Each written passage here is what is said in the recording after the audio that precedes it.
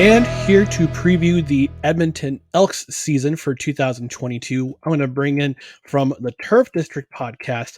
This is Andrew. He's one of the co-hosts. Andrew, how are you doing today?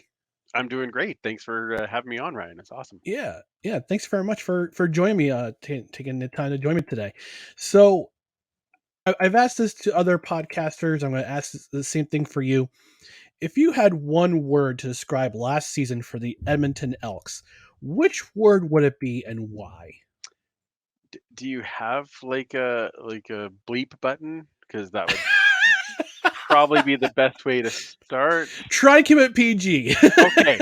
All right. Let's go with crap. I mean, that's Okay. the, I mean, it it was not a good year. Mhm. Not even close. And I would pick that because not only was it not good on the field, it was Mhm. not good off the field. Right. And the disconnect between the team and the fans was palpable last year, Mhm.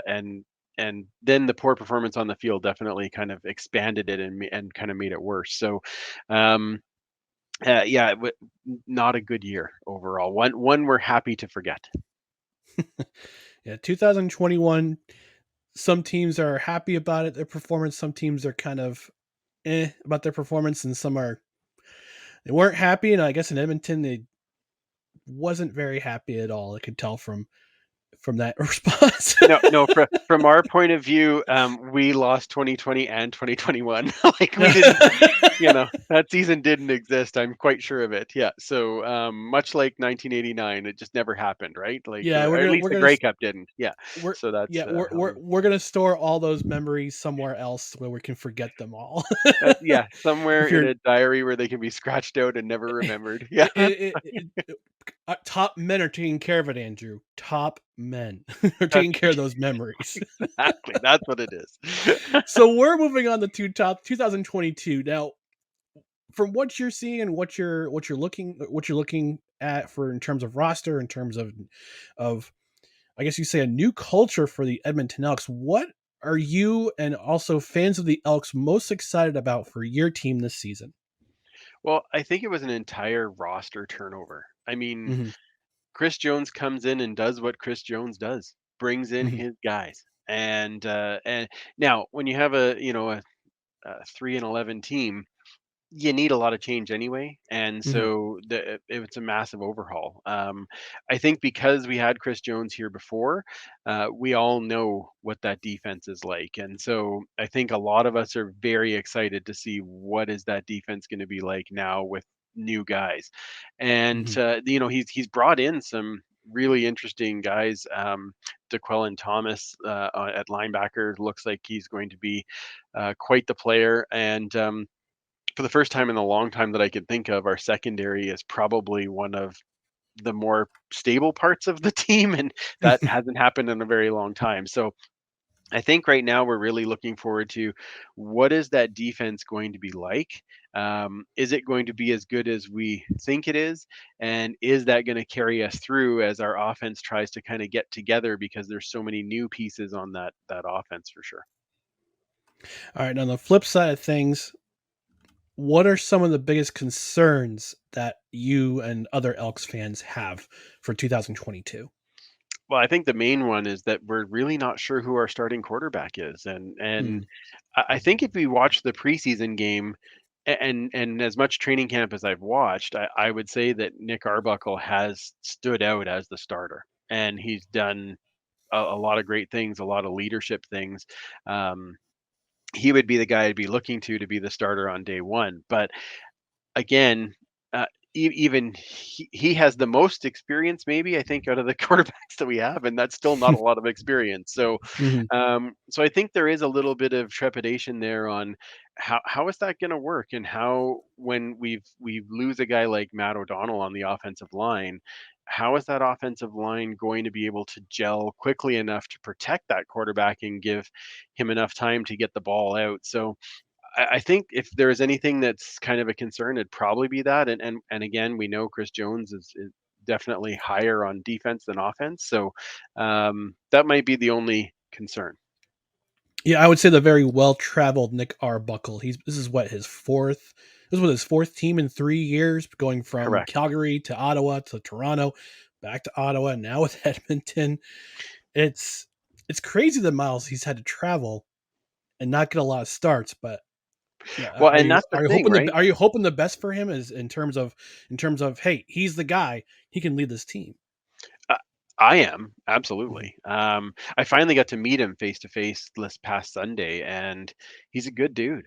Yeah. And I think he does show out on the field. From what we've seen in training camp, he's getting those connections. He's connecting, like he's talking with the receivers after the play, even when he's not the quarterback. He's kind of in the huddle to kind of figure out where what the next call is and how he can help the guys. I I I really think he's got a lot to offer, and I'm excited to see what he can do with that. So yeah, I put all my hope in that he's going to come in and do great. All right. Now, who is one player that other teams should pay attention to and keep their eye on their keep their eye out for this season? Could it be someone who's a rookie or someone who's a second year player? Maybe a free agent pick that you kind of see who's kind of a diamond in the rough, so to speak, or just somebody who we should all be paying attention to as CFL fans. All right. Well, there's it's hard to pick just one because You there's can pick so more many than new one. You can pick there's more than so one. many It's new quite all faces right. on this team. I don't know if he's going to be part of the starting roster, but it, maybe later in the season you might see. Karan Ashley has really stood out at the wide receiver position, Mhm, and it's one that I would definitely keep an eye on.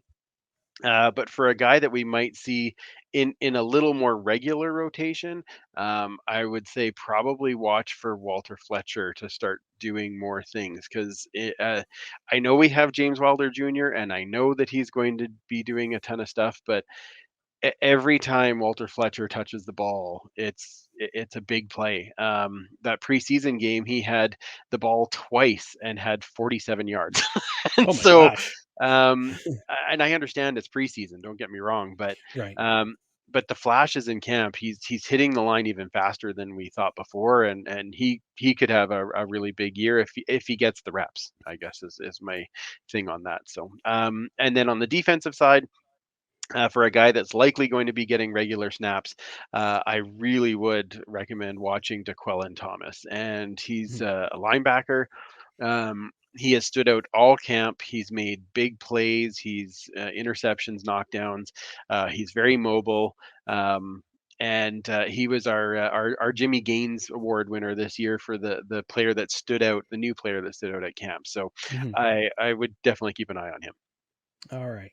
Now, my question, this is my final question before I let the people know who where you are. But I've been asking about wins in terms of wins this season. What's your ceiling and what's your floor for wins for your Edmonton Elks? I know you got a lot of turnover with players and coaches and also GM too. I follow Victor Cui on Twitter. That guy is just I could all the way here in Albany, New York, in Albany, New York, I can feel that energy coming from every tweet he has. Like I wish there was more of him, but actually he clapped back me. I mean, once I said, "I wish there were more of Victor Quees." He's like, "Yeah, I'll get my mom on it." And I'm like, "Well done, Yeah, well yeah, done, sir." he's witty. He gets it. When you talked about what I was most excited about for the season, that's probably what I should have said. Is Victor's running this team this year? Because oh Hmm. my goodness, he's really empowered that team to do a lot of things and off the field, and I'm excited to see some of the things that he's going to do in game. Some of the stuff he's going to do promotion wise. Yeah, I think there's going to be some huge steps from him. Hmm. Um, and now I forget what your original question was. What was the Win win and ceiling wins? and floor for wins. Yes. Oh my. So yeah, with the amount of turnover that we had and the fact that we're coming off a 3-11 season, um, I I already know what Valentine said, but I think that I think it's fair to say that we're probably looking somewhere between 7 and 10 wins Hmm. um, for Okay. the Elks, and the reason that I say that is because Chris Jones knows how to get everything out of guys. And when Hmm. he went from Edmonton, Saskatchewan, It was his first year being a GM, and a coach at the same time, and that roster was really beat up, and he had to turn it over. And so then the next year they had the 3 or 4 win season. Here, I think the roster that he had is a little better in comparison, but he also kind of knows how to run the GM slash coach position, and I think he's leaning a bit more on G. Roy Simon as the assistant GM to do some of that. Okay. So I feel like he'd be able to just based on installing his defense and the I guess the solidarity of that coaching staff. Mhm. I think we can look at least double, so that would be 6. And I'm going to give him an extra one just because it's Chris Jones and he finds ways to do things. So I'll say 7 is a floor and 10 is a height, and if we get over that, then I'll be overjoyed. You All know what? right. I'll be overjoyed if we win one at home. Let's start with one at home. That would be good. Then All we'll go right. from there. All right. Andrew from the Turf District podcast. Thanks for joining me. Where can people find you? Where can people find your podcast? Yeah, well, thanks again for having me on. I appreciate it. And you can find us on all of the social media: Facebook, Twitter. Well, I guess I shouldn't say all because there's 8 million of them now, but it's Yeah. Facebook, Twitter, and Instagram at the Turf District. And then on YouTube, if you look up our site there on YouTube, we usually record on Monday nights, and we record the podcast live, and you can ask questions as we go through. This coming week we're on a Sunday, but otherwise it's Monday nights throughout the entire year. All right. Andrew from the Turf District podcast. Thanks again for joining me. Thanks again, man.